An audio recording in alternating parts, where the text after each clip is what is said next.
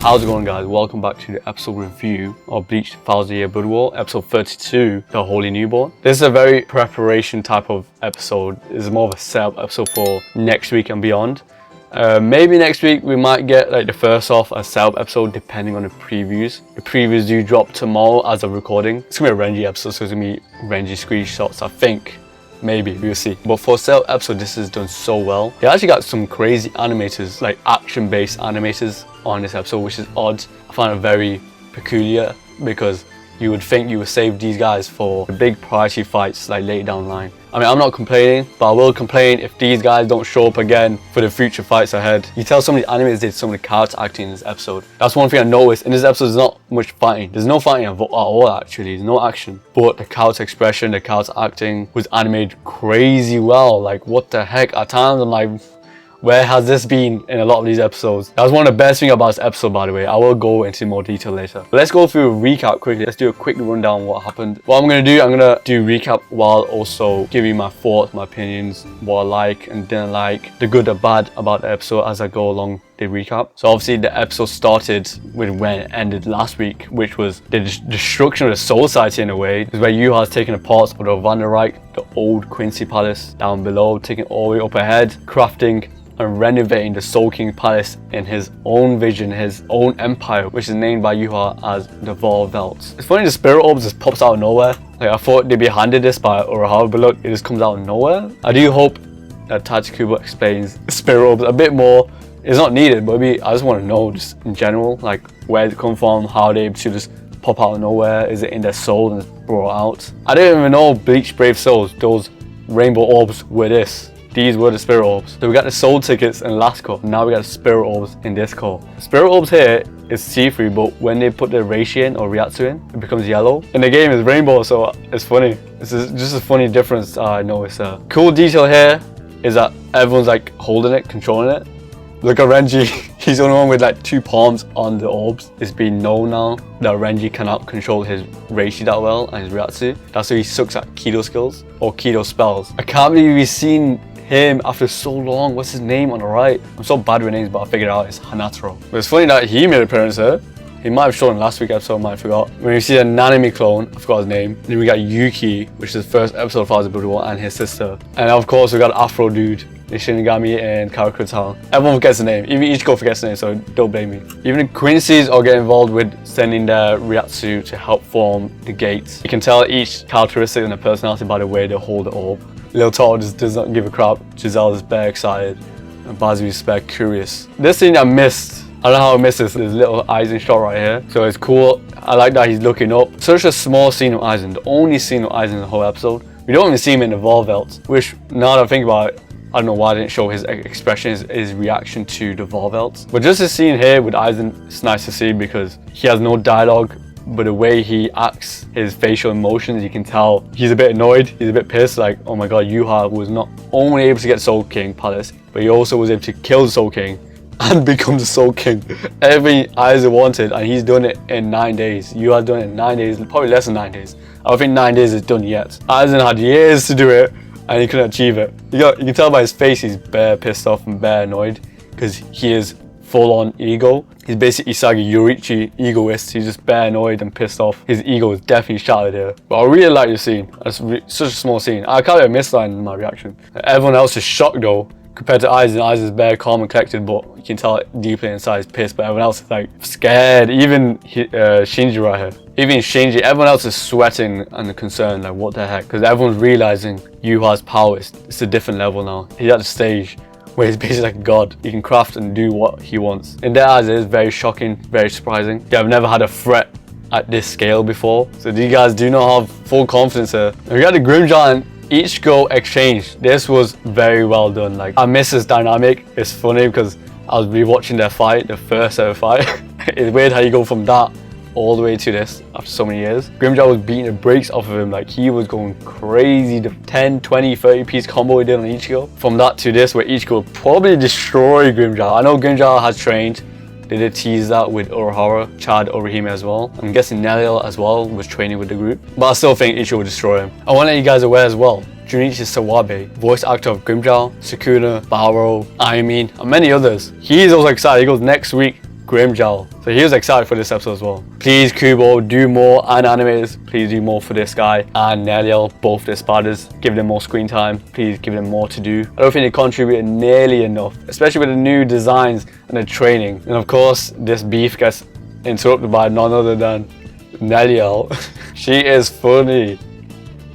Look at her, he got wrecked. Ichigo got yeeted her. It was too thick for my boy, man. This is random. Urahara made a bracelet for her to change between the two forms, the baby form and adult form. When did Urahara make this? How did he make this? And why can Urahara make whatever he wants? That's just crazy. There's no limits to this guy. And what's the mechanism as well? Like, how does that work? We always get some beef, some back and forth between Neliel and Grimmjow. The demeanor changed from Neliel when Grimmjow was trying to belittle her. I find this interesting because her theme or her dynamic with Noritora was all about misogyny. So in her case, she's probably like, I ain't letting no guy talk down. But Grimmjow just wants to fight anyone regardless who, especially if you piss him off. I do kind of want to see this fight go ahead. I didn't say my reaction. I was saying like, she's like ranked number 3. Spider number 3, Grimmjow's number 6. Technically speaking, she's at double strength of Grimmjow if you go by the numbers. Of course, it's not the same anymore. I don't know who's stronger now. I do think it's kind of evenly matched. I actually think Grimmjow is actually stronger. I actually believe he might be stronger than Neliel in this case, in the Thousand Blood War. Neliel's faced a lot of misogyny in her past, in her story. It got to a stage where she was literally turned to a child. She was basically stripped of her powers and strength. She was basically ditched by everyone. So she faced it the worst. I respect her where she's holding her own, like, mate, you can't talk down to me. You have to remind you I'm number 3 and you're number 6. Look at her hair, green, canon colors. Her OG anime hair, if I show a comparison from 2004, it is more blue-green, or keep it intact to the source material. I like it. I prefer the green hair. It makes so much more sense. I actually thought she had green hair until I actually looked back. Grimmjow can see the scar not only on her chest, which is the one that Ichigo did with the Getsuga back in his first fight, but you can see the scar on his neck, between his shoulder and his neck, which was the scar made by Noritora when he came in and shanked his ass. It's cool to see that detail there. Then we get reintroduction to Ruka and Yukio. And their outfits, well, Yukio looks the same, but Ruka's outfit, yo, she's killing it. This outfit makes Ruka so much better. Like, I'm never big fan of Ruka. I do like her, but she's not in my top 5 Bleach waifus, I don't think. But she was way cooler here just with the change of outfit. I guess that's a squid on her head. It also might be one of her weird ass plushies. It's nice to see more comedy aspects to this arc. This is the best time. If there's the best time to show comedy in this arc, it's either before the war or times like this before the second war happens basically. We're at the final stretch after this. So after this is just full on high octane, no laughing matter anymore, everything's serious. But it's nice we see some here before that happens. I know some people complain about comedy, I'm fine with it. I don't think it's too much of an issue to exclude them out of this arc. It makes sense because it's a war, but I do appreciate some comedy here and there. Like, you don't want to take all of it out because some of the Bleach charm is the comedy scenes they have, especially in Soul Side arc. That arc is so funny at the start, so hilarious. So the stuff with Ganju and Ichigo was so jokes. But I don't think that's a big problem, taking a lot of comedy scenes out. I think they put the comedy scenes in at the right time. We get a group forming a plan of action, how they decide to get up there, do a counterattack. They're also discussing the source of transport here. So basically, Valley of Screams is a dimensional space between Soul Society and the world of living. According to Yorichi, is where Lost Soul exists. And that's what I love about this. This makes the first movie canon. This is explained in manga, but it's been such a long time since I've seen it.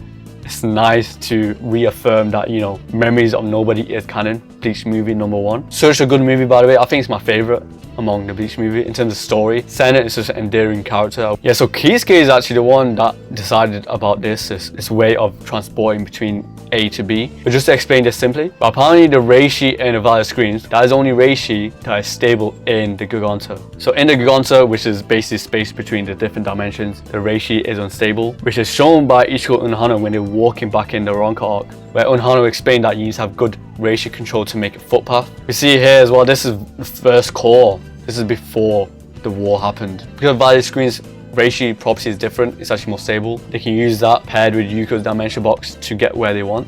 I think that's crazy. That's going to help so much in just future scenarios. That means anyone can go anywhere if you use Valley of Screams. I won't be shocked if all the Shinigamis after the war, they start farming Valley of Screams. There you go, that's what we found and brought these two back. Yeah, so Kisuke is on it. I'm telling you, this guy is a genius. I think everyone knows a genius, but he's a genius.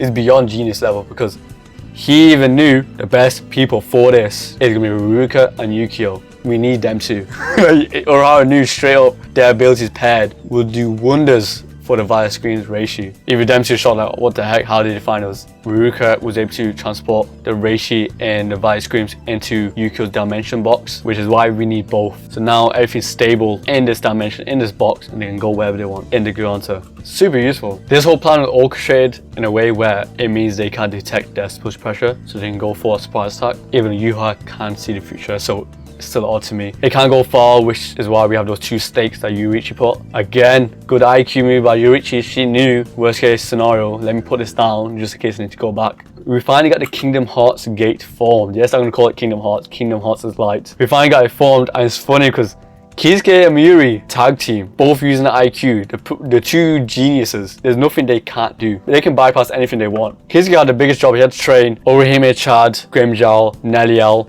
Then you get the Fullbringers to do the transfer from A to B using Violet Screams. You had to probably get Violet Screams Reishi as well.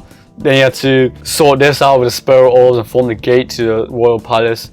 Then he also made the Hollow Pill to stop the Bonkai being stolen. He is literally the MVP of this arc. There's probably more that he did that I'm just forgetting. I want to talk about this scene. This scene, I feel there's a deeper meaning to this. I won't let your sacrifice go in vain, Ukitake. And we got this like stone cold look. You can tell deep down he's sad, but he has to keep focused. But look, it transitioned to Ukitake. I feel like there's more to him. This can't be the end of Ukitake, the Mimihagi, and just Ukitake's purpose. I feel like he's gonna have a bigger role at the end of this arc. There's gonna be more to him, I'm telling you. Because in the manga, Mimihagi was absorbed by Yuha, Ukitake was just a corpse.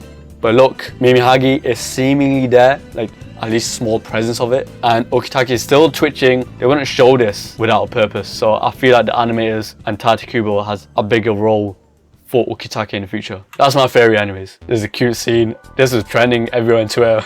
It's funny, you can tell they both have respect for each other now, Grimmjow and Ichigo. Also note, Kyuge Oppai or Kyuge Oppai, however you want to say his name, the first basically stern writer they showed back in Hueco Mundo. He's the one that trapped Ichigo in the Giganta using his Quincy ability, his Shrift, the jail, the jail. We never see who cut down Kyuge, but we know it's Grimmjow. Grimmjow's the one that slashed Kyuge, sneak attack, slashed down, and Urahara and everyone was shocked. I wish they called this back because a lot of people forgot about the scene. Also, people didn't know who did that, who did the slash. So I wish they called that back in this anime. I know that's not in the manga, but it'd be nice to bring that back up because again, a lot of people forgot that out of their minds. It's been such a long time. It's been like 2 years since that moment. But yeah, Grimmjow was the one that killed Kyuge off. This back and forth is so funny.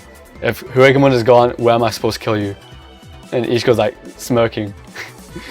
He's like, try me. At the end of the day, you won't beat me, but I like that at least not going for my neck all the time. This whole scene is just a funny chemistry because Grimmjow used to bully Orihime a lot as well. I remember he grabbed her neck and Ichigo grabs Grimmjow's arm like, mate, get off my wife. And it's funny because they're all in the same room now. And look at the drip. Look at his outfit. Look at Grimmjow's outfit. Black and white, that is basic Grimmjow. And the belts. The 2 belts are sick. And we finally get to see the Almighty and the Soul King in one, like both powers in one. Basically Soul King Yuha at the stage. And the guy looks freaky. I know certain phobias are gonna be scared of this. Look at these guys, all of them are shocked. Askin is the most human here, surprisingly. He's the one that's most shocked, more shocked than Uryu. Jugram is a monster. Jugram is just a stone cold killer.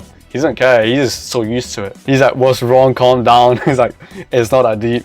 Even Uryu is like shedding sweat there. And then we get the creation of the Valvelts. Look at Askin running. That's like the opening. This shot is fire. Look how the time just paused. Some like Zerwoldo move. Look at that shot. That is cinema. And there we go. We get the creation of Valvelt. And look, like I said in my reaction video, it looks like the Quincy pendant. Literally 1-to-1. We even see like just a small ring around it for a second. This interlude, look, you can see Senna leaves and the Senna ribbon. Such a cool detail, throwback to the movie. I like it. We get some maturity from Ichigo. I admire these scenes, man. The maturity he has in this arc is a different level compared to like Soul Society. Remember Soul Society, Ganji and Ichigo used to beef a lot. They used to mess around. Kukaku gets pissed off with them too. Ichigo would never mess around anymore.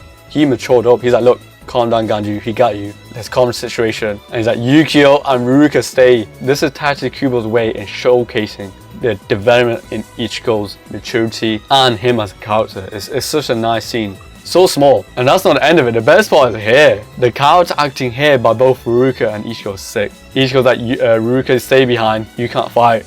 Your ability is not made for battle. Exactly. And something about the shot where you can see Ichigo's behind.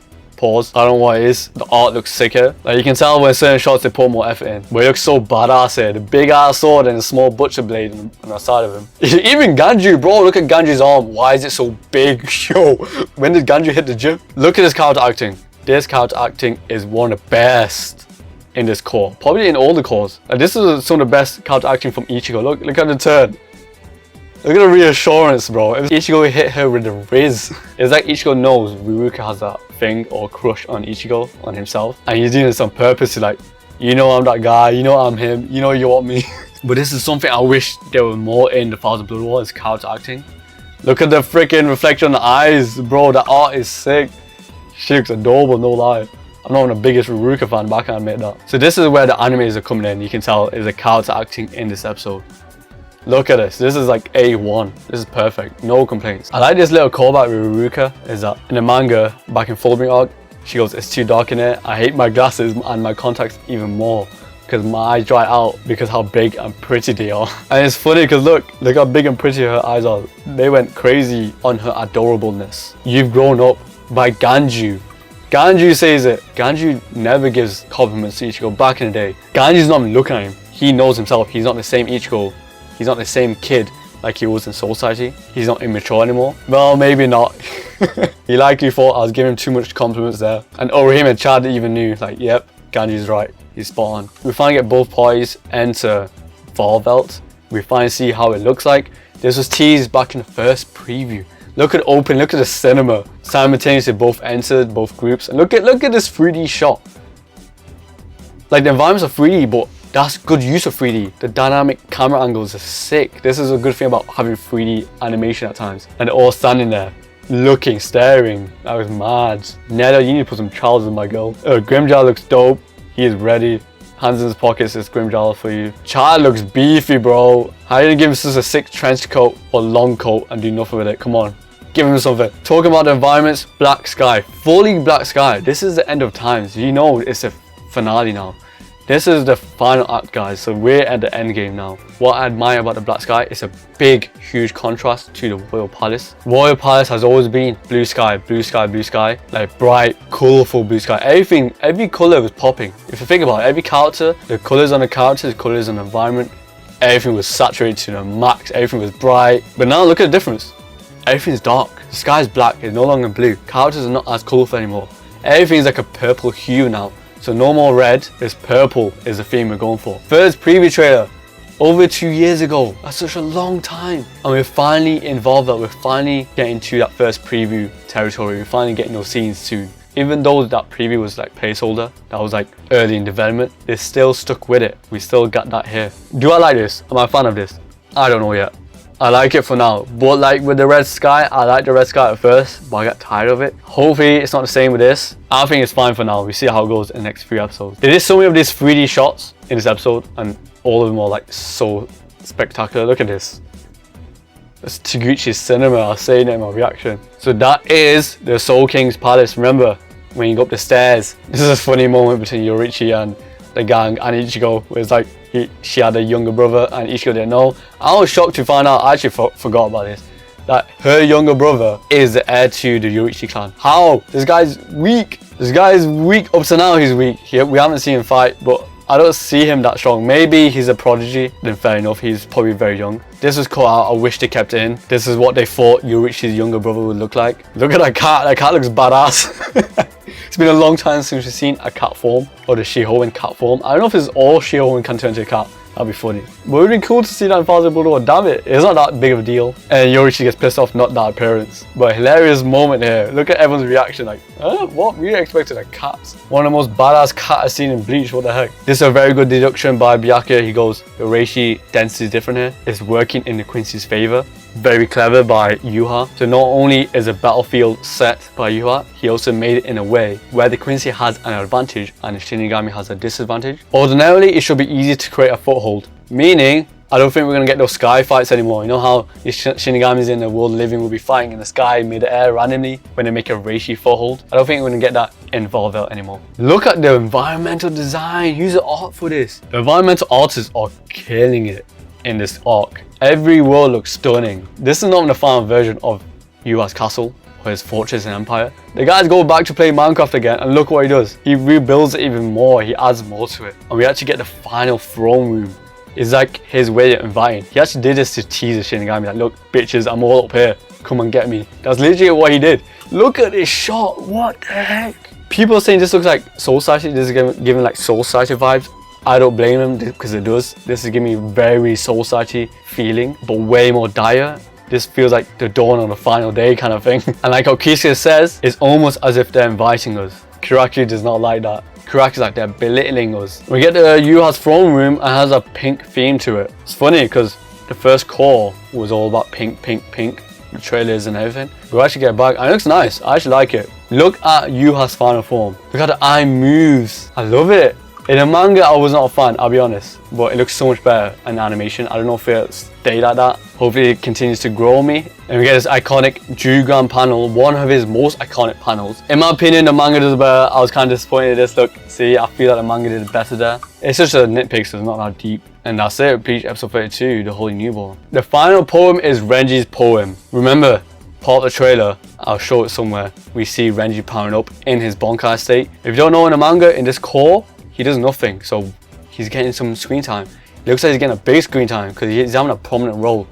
My only wish, please do not do my boy dirty, man. He's been done dirty so many times in the past. I know he got a dub with demasking, but people are still slandering him. Give him a bigger win. If he's gonna fight someone, because you gotta remember there's not much opponents left. There's only Uryu, Royal Guards, Yuha.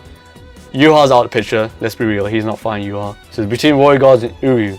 If he fights Uryu, Uryu's gonna beat him because they won't let Uryu lose. He also beat Ichigo, even though Ichigo held back. Royal Guards, I don't think he's gonna beat them either, but at least give him a chance to do well and at least don't let him lose. Let someone interrupt or stop that fight prematurely. Please do not do my boy dirty. Plus, there's not much healers in this area anymore. It's only Orihime. Like all the healing units are down below, like in Soul Society or the Vanderreich, or what's left of it anyways. So Renji can't get beat up that bad because there's not much healers and we need Renji for the final fights. So we'll see how they do it. I don't know who they're gonna fight. Some people theorizing Gerard. Should be cool because Renji's all about villain. You know, his theme is about I'm the villain against Master Masculine. Gerard's all about being like a hero kind of thing. So that dynamic would be so cool to see. Uryu would be amazing because look at the poem. His poem, by the way, goes hard. The fire that drips from fangs does not fade. The blade burns away the field, revealing my hidden friend. Such a sick poem. I'm sure that's from one of the volumes. But hidden friend, when I think of friend, I think of Uryu. When it comes to bad team, that's the only guy that's a friend in the past turned bad. Would we also see Basby and Renji team up in some way? Because Basby's friend is also a bad guy, or he also has a scene with Jugram, which is his childhood friend. But we'll see. I'm very curious and intrigued what to do with Renji. I just hope they do my boy justice, my favorite lieutenant. But yeah, that's basically wraps up the episode. The recap, things I like, things I didn't like, cool details that might have been missed. But I'll give this episode a 8.5. I know I gave it the same score last week, but I think they're both like evenly. Like you gotta remember this is a preparation episode, and so for preparation episode, it got me hyped. It got me psyched up to see what's next. Because now the war happens. This is where the main part happens. For me, this is my favorite part of this arc, or tied favorite. It's the first invasion and this part in terms of like hype inducing. Please do this fight justice. All these fights need to be done well. No more rush fights, no one episode fights or like half episode fights. Please do well. Studio Period or Period Films. That's it. We had the end game. We done Avengers Infinity War now. Now we are Avengers Endgame. This is the end game of it all. This is the final act, the final level, as I like to say. Because it feels like a video game. I've said this in my reaction. It feels like the final world of a video game. If you play Kingdom Hearts 2, this feels like the world that never was. It's giving me that sad type of feeling where they're all trying to infiltrate the massive ass castle. But yeah, it's giving me video game vibes. So this is the final level of Bleach. There's no place more important in Bleach besides Soul King Palace area, which is evolved out right now. For preparation episode, I freaking loved it. Music in this episode was perfectly done, no complaints. But that basically wraps up my review. Let me know in the comments below if you agree, disagree with my opinions, my thoughts. Let me know what you like and dislike about this episode, things that could be improved. If you like this content, please like, comment, subscribe, comment below. Let's have a discussion. I'll discuss it with you. We're at the final stretch, guys. We're only like 20 something episodes. I think like 23, 24 episodes left until the anime is done, until the end of Bleach. And before next week's episode, I do want to say next episode is going to be a lot of anime exclusive scenes. I think next week is going to be the most anime only content, especially if it's not Renji, because Renji does nothing in the manga if you don't know.